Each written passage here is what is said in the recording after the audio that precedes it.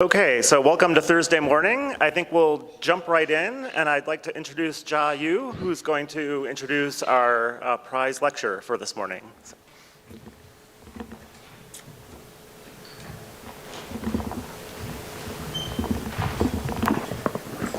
Good morning, everyone. It's my greatest pleasure to introduce my longtime friend and also an outstanding scientist.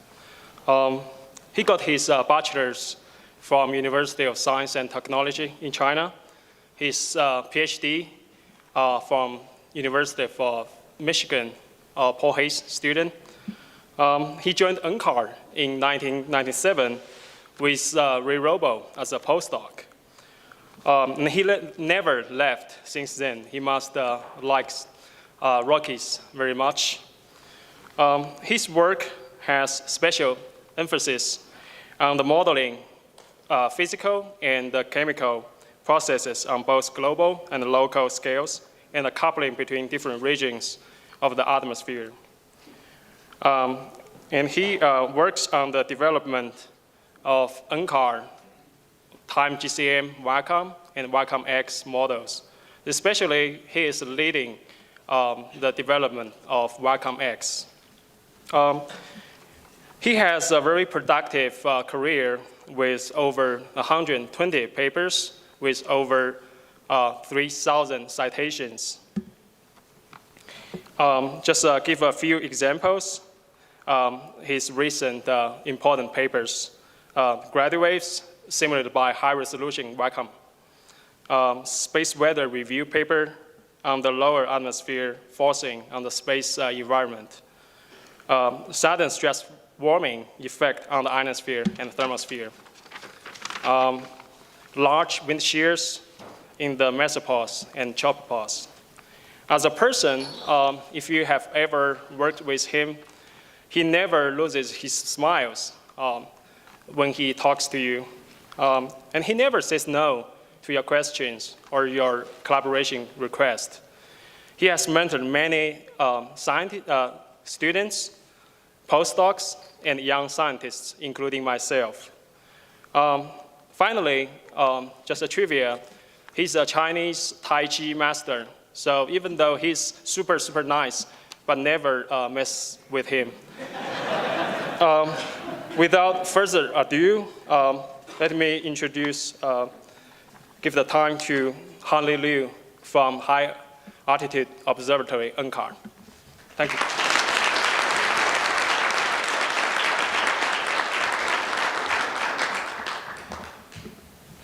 Thank you, Jia. Thank you for the very kind introduction. And I'm still a student on Tai Chi and still learning how to stand stably. And if I can find my...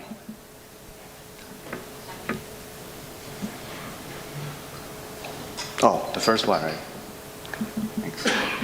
And also I want to thank the steering committee. This is indeed a great honor, and I'm humbled to have this chance to speak here. But still something, the presentation not coming up. Thought I clicked that, right? Oh, here. Okay, good. Right. So, so I think the work that's got the award is the WACCMX, the whole atmosphere community climate model extended.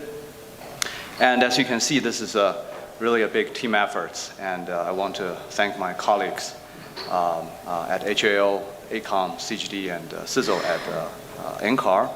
And I think it is fair to say that this award is really a recognition of this great team effort.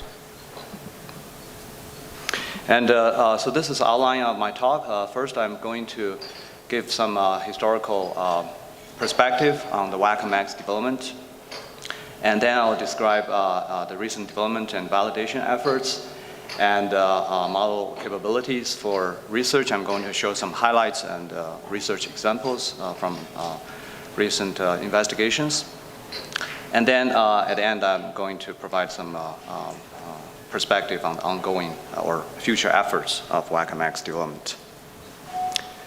So I think WACCMX development stems from the development of time GCM, which is the thermosphere, ionosphere, mesosphere electrodynamics general circulation model.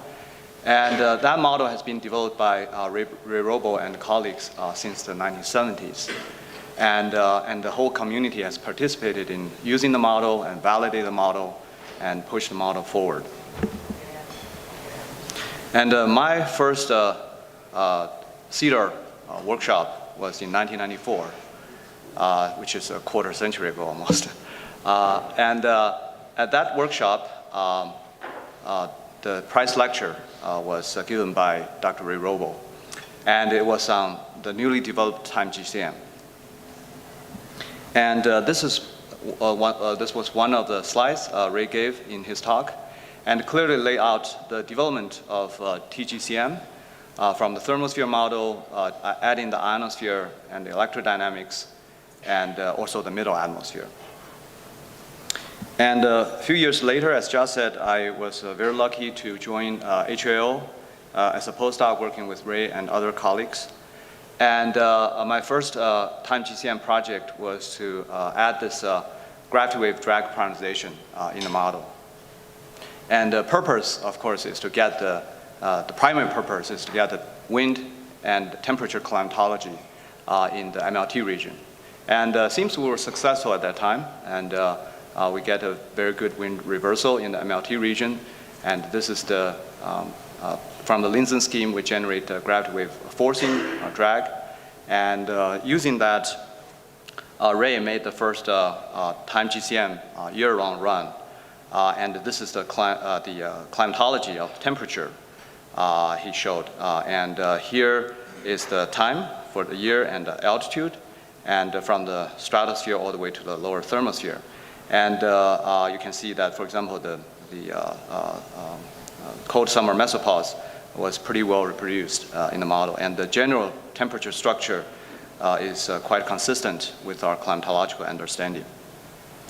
And then Ray said he liked to use the model to look at more at the, investigate the variability. In his words, he wanted to shake the model a little bit harder.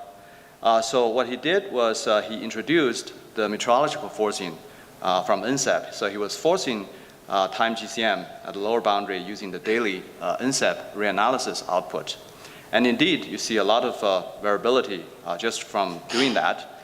And for example, you see the stratosphere warming and the response in the strong response in the mesosphere and lower thermosphere, and also propagating planetary waves, 5 to 7 day waves, for example, in the MLT region, very clearly seen there. And we have done quite some work analyzing the output. And the further development of the time GCM, or at least one of the directions, was to improve the representation of the lower atmosphere. And there are two aspects. One is to try to get the climatology right, and the other is to study or introduce and study the variability on climate and weather scales. So on the climatology side, of course, very important to have the tides, atmosphere tides, and this was specified using the global scale wave model developed by Maura Hagen and colleagues. And also we need to specify the gravity wave drag parameterization, and which I mentioned earlier. And on the climate and weather side, the lower atmosphere is forced by reanalysis from INSEP or ECMWF. And then there's a need, we think there's a need for a more self-consistent representation of the lower atmosphere system. And not just for looking at the upward coupling, but also for downward coupling, because this way you can only study the upward impact of the lower atmosphere forcing. So then the first thing Ray tried was to couple time GCM with the CCM3, which is a kind of precursor or the previous version of the climate model, the NCAR climate model. And then we did quite a few works using that coupled model. It's very insightful for studying the coupling. But also we noticed problems, especially around the boundary. There are discontinuities, for example. So So that's one of the main motivation for a more integrated and seamless model. And that motivates the development of WACCM and WACCMX. The WACCM development started in late 90s, and the WACCMX started about 10 years ago, in 2008. And these are the overarching kind of scientific goals or objectives of WACCM and WACCMX. We want to use the model to study the solar impact on the whole Earth's atmosphere system, and also try to use the model, try to understand and quantify the couplings between atmosphere layers through chemical, physical, and dynamical processes. So this is very consistent with the mission statement for CEDAR. And also we want to understand the meaning of this coupling for the climate and for the space environment. And the model is built upon the NCAR Community Earth System Model, CESM framework. So this is a block diagram showing the structure of CSM. Of course, to study climate, you need the atmosphere component, but also you need the ocean, land, sea ice, land ice, and biogeochemistry. And it's all coupled together with a coupler routine.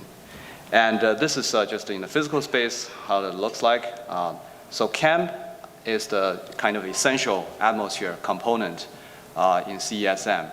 And, but it has been developed to include chemistry, so there's a CHEM, and extended to include the middle upper atmosphere or up to the lower thermosphere. That is the WACCM model, and then all the way to the exosphere, and that is the WACCMX. And this is the kind of the basic elements of the model in the table. And as I mentioned earlier, the model is built upon the model framework of CESM. And we have been mainly using this dynamical core, the finite volume dynamical core. And though we are starting to look at the spectral element dicore on a cube sphere because of its ability of doing high resolution studies. And then it has a chemistry, interactive chemistry module with both neutral and ion chemistry. And then the many physics packages describing both the neutral atmosphere, lower and upper atmosphere, and the ionosphere. And the things in the green boxes highlights the development we have been doing in the last couple of years. One thing is that we need to modify the finite volume dynamic core to accommodate thermosphere physics. I will discuss a bit more of this later. And so that we can take into account the species dependence of the various variables. And then we need to consider the metastable OPlus, which is important for the energetics. And of course, we need to implement the ionosphere package. Here we have implemented the interactive ionosphere Dynamo module, the ion-electron transport, and also the ion-electron energy equation solver. So now I'm going to dig a little bit deeper in the model development. And first, we can review some of the important physical properties of the whole atmosphere. And the whole atmosphere is rather deep. It's about 10% of the Earth radius, covering about 29 scale height and 13 order of magnitude change in density. And so the model should be robust enough to handle this large-scale span.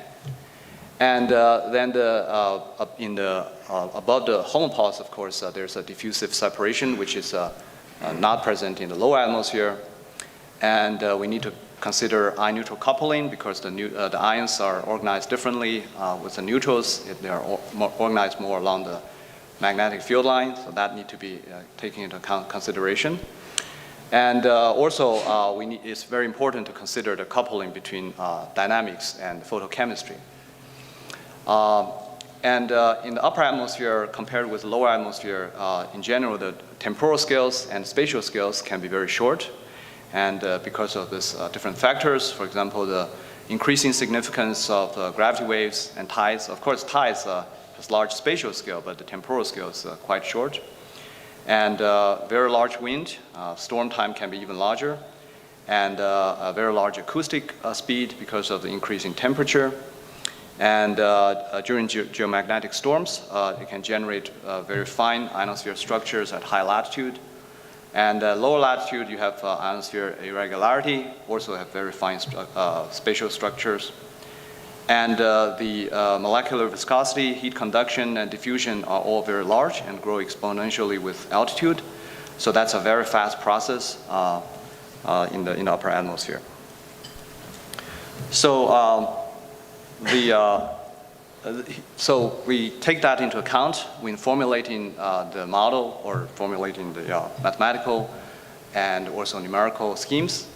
And so the first thing we look at, as I mentioned earlier, is we need to take into consideration the diffusive separation above the homopause, and that means the variables like, or quantities like specific heats and mean molecular weight, which are constant in the lower atmosphere, now are variables, and that need to be taken into account when solving the momentum equation and the thermal equation. And potential temperature, which a lot of global models or GCMs use as their state variable, is a very useful quantity for the lower atmosphere. And, but it's somewhat ill-posed in the upper atmosphere. So that need to be taken care of. And also the variable gravity is important because the scale height depend on that. Also, therefore, the vertical distribution of species is dependent on that. So this considerations are not trivial. So this shows the comparison of solution, the model solution using the default die-core and the modified die-core. So in the default die-core, the momentum equation in the model is solved on the surface of an Exner function or Exner pressure, which is P to the kappa. Kappa here is the gas constant, ratio of gas constant and specific heat on constant pressure. The reason for using that is it has certain very nice features in conserving potential temperature when doing the numerical solution. But this is fine if kappa is a constant, but now in the thermosphere, kappa is a variable. So if we use this, it will cause a quite large deviation or a bias in solving the pressure gradient. And as a result, we get this temperature. This is a zonal mean temperature as a function of latitude and height. And this is thermosphere. Ignore this label. This is not a very realistic height. Just look at the pressure height. And you can see that in the middle thermosphere, this is in January. In the middle thermosphere, the temperature is colder or cooler than the, sorry, this is the summer side. It's colder than the winter side. And in the upper thermosphere, the temperature gradient, meridional gradient has a right sign, but it's very flat, and it's different from the climatology. And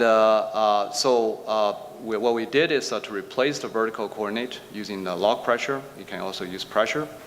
And then we get a much better solution. So you get the right temperature gradient and in the middle and upper thermosphere.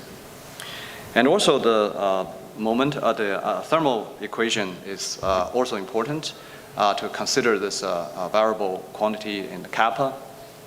So this is using the default die-core again, solving the thermal equation. And due to adjustment, because there's always a bias introduced because of the incompleteness in the solving the thermal equation.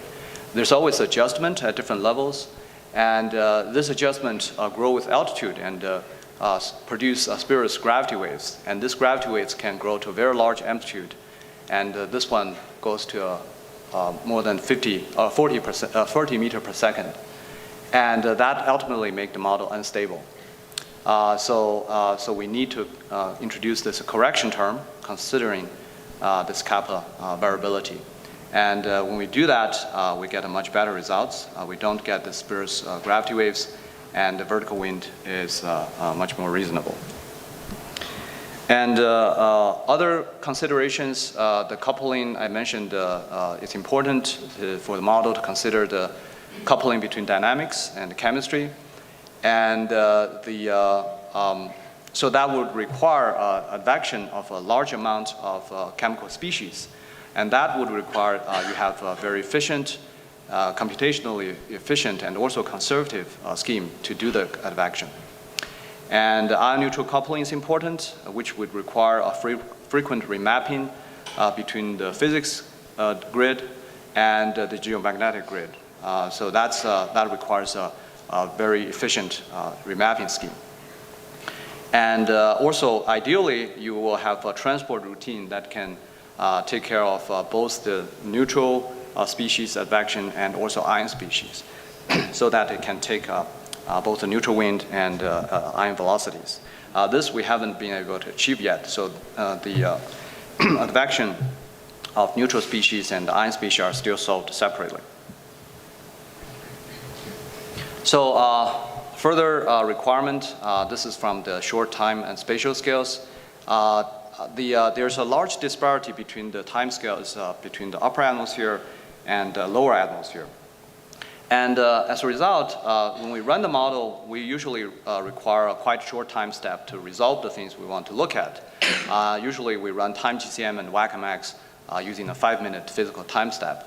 But some lower atmosphere parameterizations, like the deep convection, they have a lower limit on the time step. The time step have to be usually longer than 10 minutes.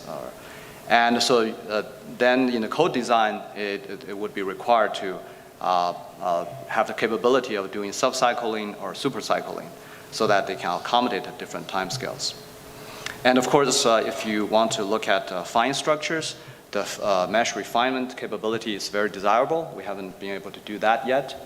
And also when the time scale gets down to Brand-Weissler period or shorter, you will need non-hydrostatic dynamics, and still that's to be developed for WACCMX. And also when you increase your horizontal resolution, the horizontal diffusion will become important, and that need to be considered. And of course, if you want to run high resolution, it's very critical to have a scalable model. And that's why we are looking into the new dicore structures. And then we implemented the interactive ionosphere Dynamo. And basically we saw this is the same structure as in TI-GCM. We adapted the solution of the electrostatic potential equation in this model. And from this HELIS tutorial, CEDAR tutorial, it's very clear that the whole system is very closely coupled between the neutral and ionosphere, the dynamo. The currents, for example, the E and F region dynamo, they affect the electric field, which redistribute the ions, and that can affect both the conductivity and also the wind through ion drag, and both come back and affect the dynamo again. So it's a closely coupled system, and that would require the coupling of the physics module into the model. So that's what we did. And also we adapted the OPlus Transport module from TI-GCM or time GCM in WACCMX. And we solved the TE tendency equation now. So it's not an equilibrium solution, but a time-dependent solution. Though it's still a simplified formulation, we're only considering the vertical the components of the electron heat conduction along field lines. And so with those implemented, here are where we stand right now. These are the WACCMX capabilities. I think I've mentioned most of this. And I want to say that for high latitude, the input can be specified using empirical model. We have the option to do HELIS or Weimer.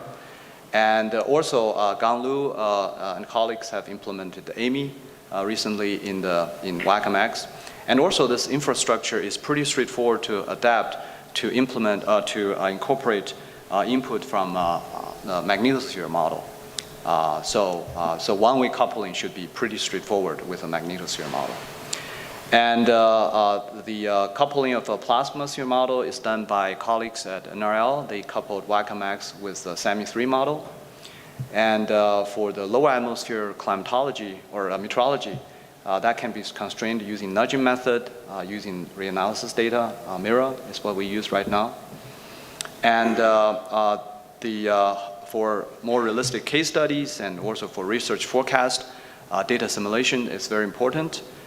Nick Patatella has led the effort to develop the whole atmosphere data simulation.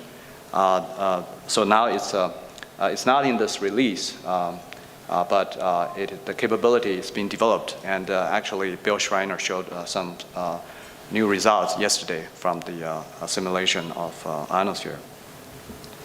So actually, last year, we thought the model is going to be launched pretty soon, which is the same thought as Tom Email, thinking the icon will be launched pretty soon. So we had a workshop and also a tutorial session. And but the model, for some reason, was not launched, mainly because there's some problem with the surface emission files, the new surface emission files. So there's some problem with the climate. So, but it's finally released, launched earlier this month, June 8th. And I think that most of the tutorial material are still relevant. And I think we have updated this part too. And I will mention this at the end of the talk with some links. And then we're going to look at some model results. So this is, first we look at the thermal structure. Of course, that's very important for a whole atmosphere model. So this is the global average temperature under solar max conditions and solar min conditions. So the solid line is neutral temperature, ion temperature, and here's the electron temperature. And this is the, as I kind of showed earlier, the zonal mean structure under solar max and min conditions.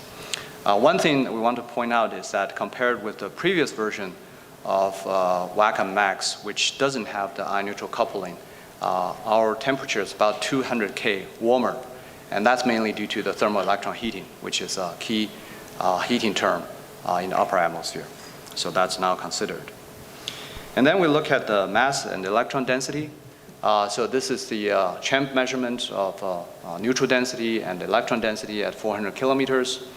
And one of the key features here is this peak around both sides of the magnetic equator, the so-called EMA, the equatorial mass anomaly. And that feature is now resolved in the model quite nicely. And of course, for the ionosphere, you have the EIA structure, equatorial ionization anomaly, and that's also resolved in the model. And if we look at the time variation of the neutral density, so we take this from Chen and Solomon 2012, and they showed under solar max and min conditions how the global averaged density vary over a year. So they show both annual variation and the semi-annual variation. So you have this primary low around the June, July, August time period, and a secondary low or minimum around January and December, and similar structure for solar minimum. So this is from WACCMX, and we look at the same altitude, similar solar conditions. And we do reproduce this annual variation with the low in around June solstice, but we do not reproduce the secondary low or the minimum here in January or December.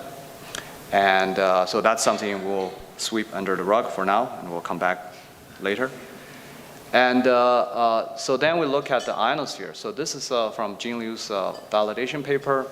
And they compared the WACCMX HMF2 with COSMIC results and TIE GCM results.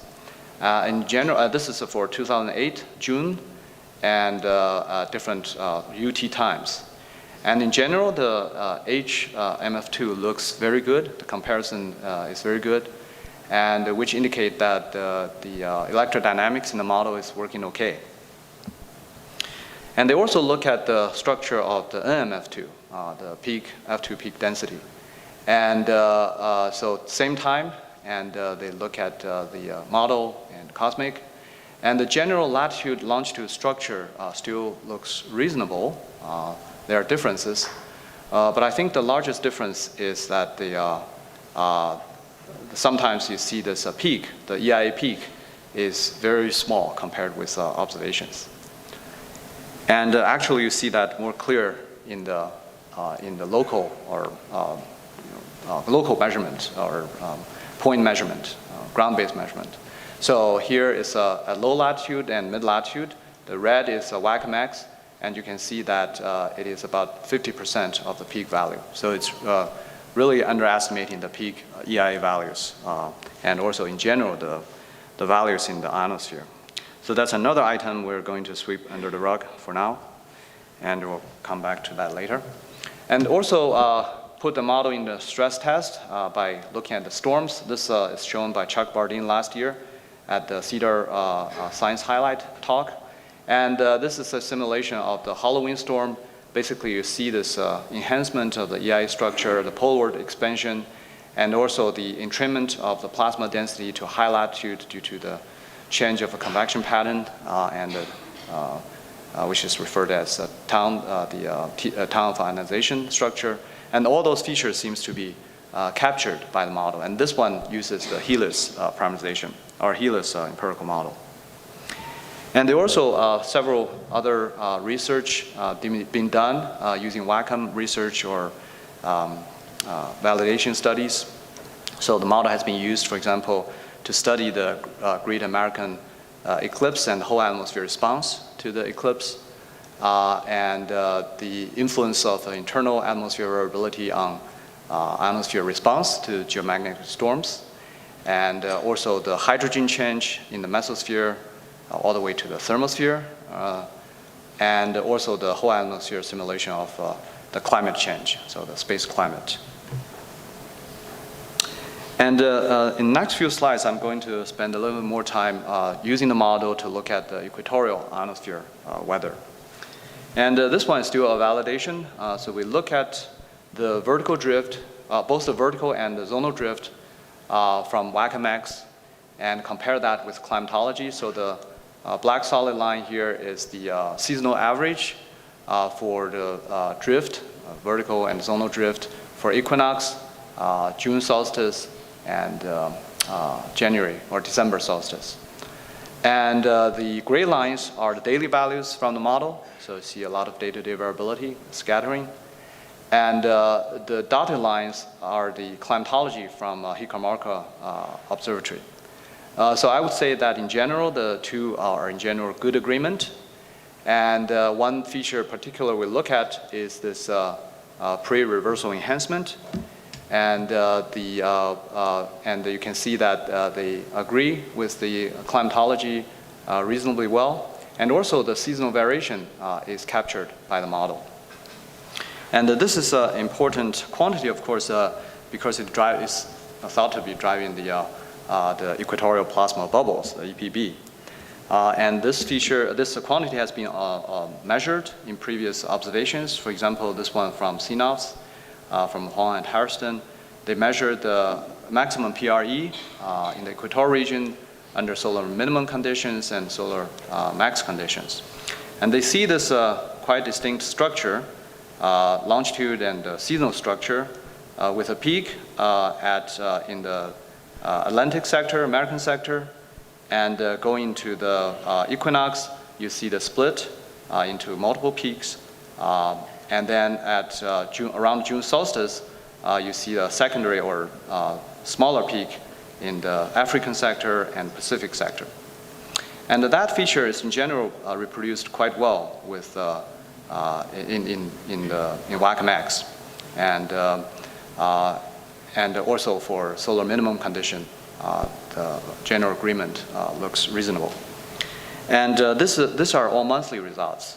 And then if we look at daily results, this is from a daily output of the maximum PRE from the model. So you can see that superposed on the seasonal structure, there are a lot of day-to-day variability.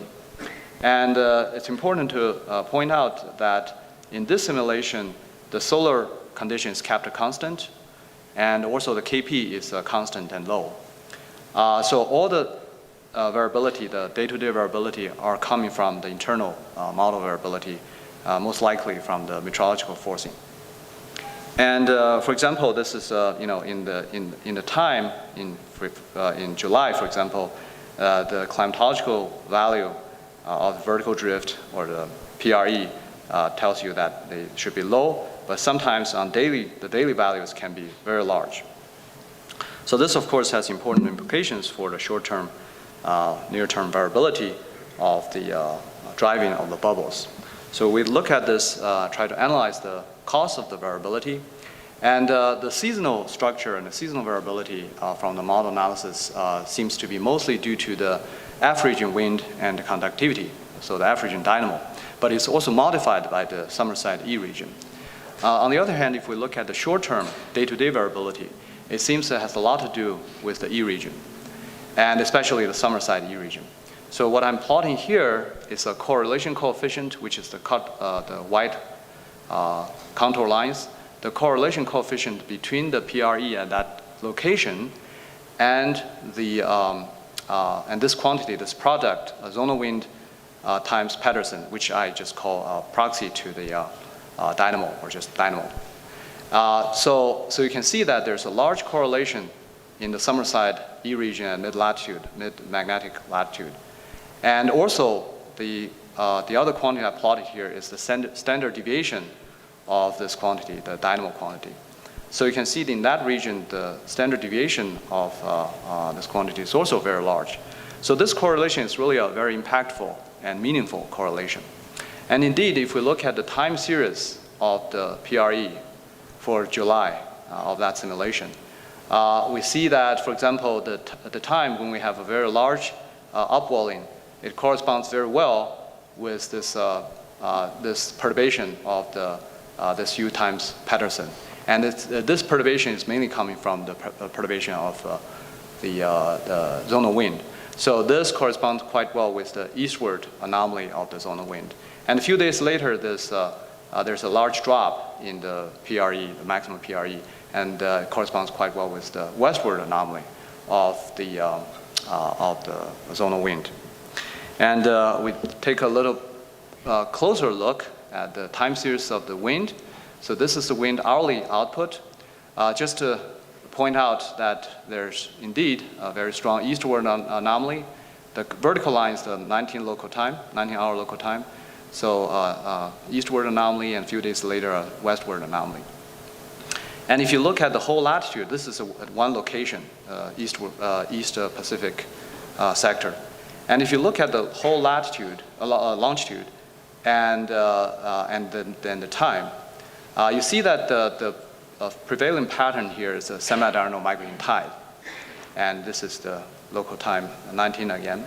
But superposed on that, there are a lot of variabilities. For example, in the time when you see this very large eastward anomaly, it seems there's a very strong eastward propagation of tidal components. Actually, if you measure it, it's also a semi-diurnal component. So actually, it seems that there's a very strong eastward non-migrating semi-diurnal tide, or tides there. And this is confirmed from the spectral decomposition. And not going into details, but just to show that the time series of several different tidal components. And we can see that for semi-diurnal tide, the phase is quite stable. It almost always hit the low, the westward anomaly at 19-hour local time. But its amplitude can still vary quite significantly from day to day, which is the red curve. And then if you look at the semi-diurnal component, the non-migrating semi-diurnal component, their amplitude can change quite significantly, and also their phase. So the superposition of this causes this very large day-to-day variability. And then if we take that day-to-day variability and use the empirical relation between the PRE and the bubble occurrence rate, from the model we can deduce the Epb rate. And this is from the model simulation from 2000-2002. And we deduced the rate as a function of longitude and season. And actually that result compares quite well with the previous observations, for example, from the ROCCM 1 and also from DMSP. So this agreement, I think, is very encouraging to me, because I felt that the model doesn't resolve any bubbles. So, but already the large-scale dynamics and electrodynamics already contains a lot of information about the bubbles when you use that empirical relation to deduce the bubbles. So maybe indeed, the large scale play a very important role in precondition the bubbles, and also maybe point or suggest the feasibility of a probabilistic forecast of the bubbles, something like a outlook or warning forecast, analogous to a tornado forecast. Usually they don't do tornadoes in the operational model, but they do outlook forecast. Of course, resolving the bubbles would really require a high resolution capability, which we intend to develop in the future. And getting the large scale right is one of the main motivations for data simulation. And so, as I mentioned earlier, WACCMX now can do data simulation, not only simulating the meteorological forcing, but also the middle atmosphere forcing, so the middle atmosphere from the CEDAR and MLS temperature. And with this, Nick Patatala in a recent paper, they showed that for the time period of the 2009 stratosphere warming, they can reproduce the large-scale vertical drift very nicely. So this is a day and local time. So they can, for example, the shift of the downward drift and upward drift and the timing of those drifts are predicted quite nicely. And also from the forecast experiment they did, they found this large-scale features can be forecast about 10 to 20 days in advance. And now let's look under the rugs. And so I mentioned the model biases and maybe some uncertainties. And one is the neutral density, lack of semi-annual variation. And the other is a very low ionization level in the ionosphere. So we looked into the model and looked at various quantities. One thing we noticed is that the added diffusion from the model, which is generated from the Linsen parameterization scheme, is just keep growing with altitude. It reaches its peak at about 200 kilometers, which is a bit counterintuitive because we expect the model should kind of resolve or kind of parameterize the wave in such a way that they will decay above the turbopulse. So obviously the model or the parameterization scheme is not doing its work. So what we did is just quite arbitrarily scale down the added diffusion and also other tendencies from the parameterization scheme above the lower thermosphere. And so once we do that, we start to recover for the neutral atmosphere, we start to recover the semi-annual variation as well as producing the annual variation. So it seems that the very large added diffusion, this is, forgot to mention, this is a global average added diffusion for equinox and solstice. So, so it seems that the very large added diffusion was overwriting the effects of the large-scale circulation. So we're losing this secondary minimum in January and December, which is most likely due to the large-scale circulation, the spoon effects. And then if we look at the ionization level, the red is with the previous, at the large added diffusion, and then the black is with the reduced added diffusion. So with the reduction of the added diffusion, the ionization level becomes more realistic. And I think that's what happened there is the excessive added diffusion was just pulling down too much atomic oxygen, so leave the ionization level very low in the ionosphere. So we take this consideration and combine it with the previous knowledge about our uncertainty in the parameterized forcing by gravity waves. We realized that gravity wave parameterization as a subgrid scale process is really a big problem in the model. So here is a few years ago, Patatala et al. They did an intermodel comparison, comparing 4 different whole atmosphere models, and basically determined even though low atmosphere is identical in these 4 models, the thermosphere deviate significantly. And the main cause he determined is because of the differences or deviations of the parameterized drag in all these different models. So just what I said, the important missing physics in the model is gravity wave, the parameterization, and it's not well represented, not resolved. So in the future, we need to either resolve them better with high resolution or better parameterize them, or kind of correct the problem using whole atmosphere data simulation. So here's a summary of what I just said.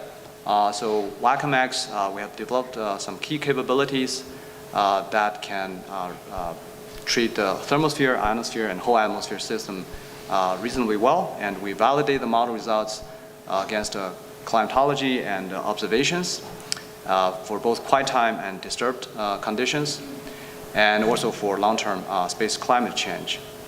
And we used the model to look at, one example I showed is the ionosphere space weather effect, the PRE, and seems to give some interesting results about the day-to-day variability.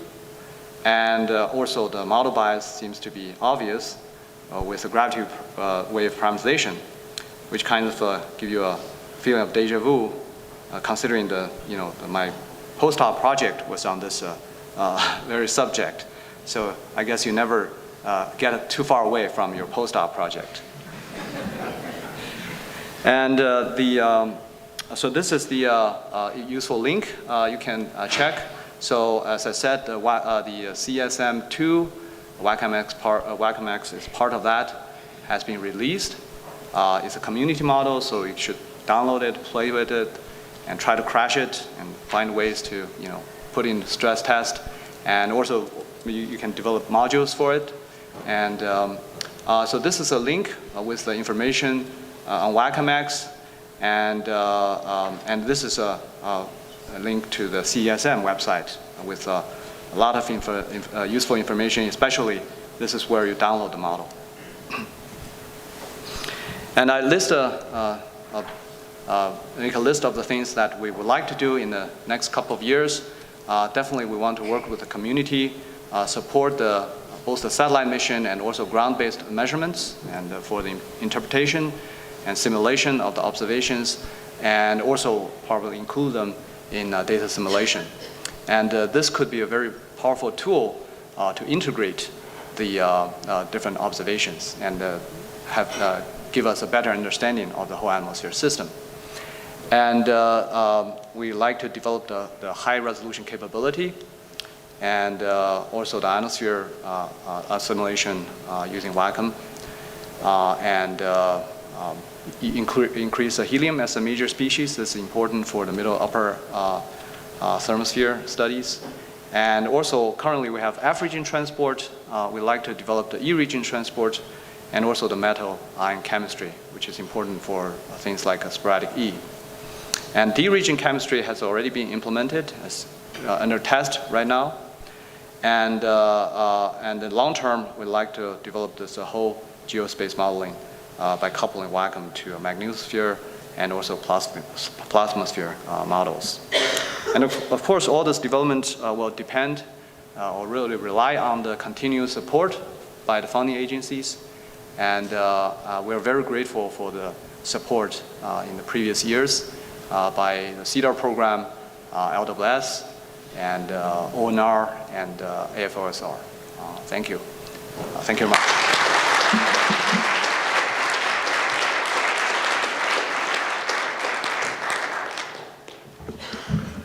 Thank you, Hanli. Yeah, thank you for that presentation. And we have some time for questions. So there are microphones on each side. Feel free to jump in.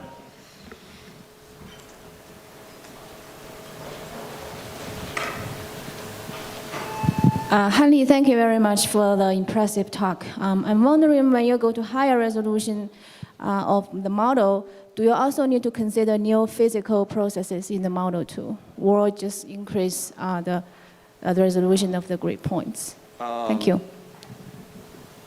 I think, yes. I think maybe the first step is just to increase the resolution so that we see what happens. I think the chemistry should be the same. So maybe there's no need to update the chemistry, at least for now. And for physics, yes. For example, I don't know, for example, the high latitude input from either the Weimar or HeLAS, the empirical models, or from a magnetosphere model. When we go to high resolution, we start to resolve finer scales. I don't know if maybe there's a need to update those parameterizations. So yeah, so that's, and also the other thing is, I mentioned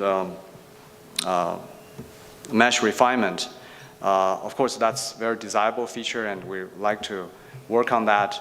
But also there could be some physics challenges too, because you are resolving a regional area where you may have, say, enhanced wave mixing, while other regions doesn't. And then will that form a sink at that hole in that region, or how do you balance the refined region with the coarse resolution region? So all those challenges need to be considered when we once we develop the model. Yeah. Hi, Hanley. I have a question.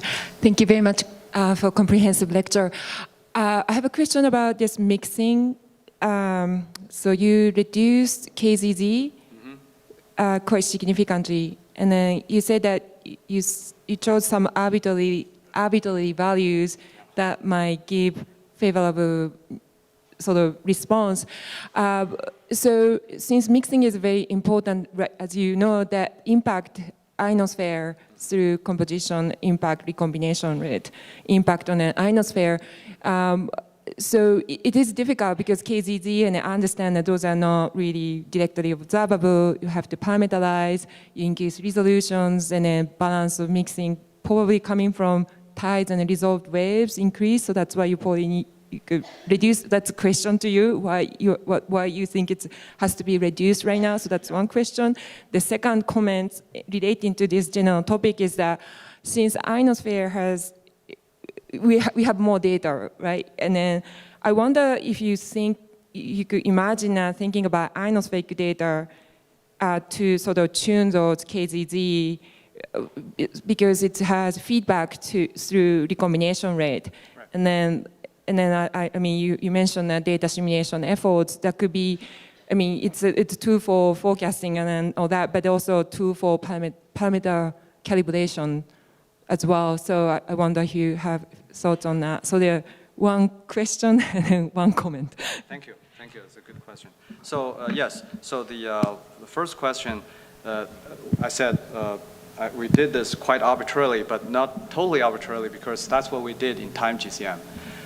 And the physical argument is basically most of the waves should decay above the turbo pulse. I mean it's just a strong molecular diffusion. You kind of expect that. Of course, there are high-frequency waves survive that, but in general, on average, it should decay. That's the kind of our physical argument behind that. But again, it's an arbitrary way of doing it, and it's better to come up with a more consistent parameterization to treat that problem. And before that, coming to your second question or comment, before that, we can use, actually it's good that ionosphere and thermosphere has such a sensitivity to the diffusive transport, because that means that you can use the thermosphere and ionosphere as a constraint for the dynamics in the MLT region. And just as for the momentum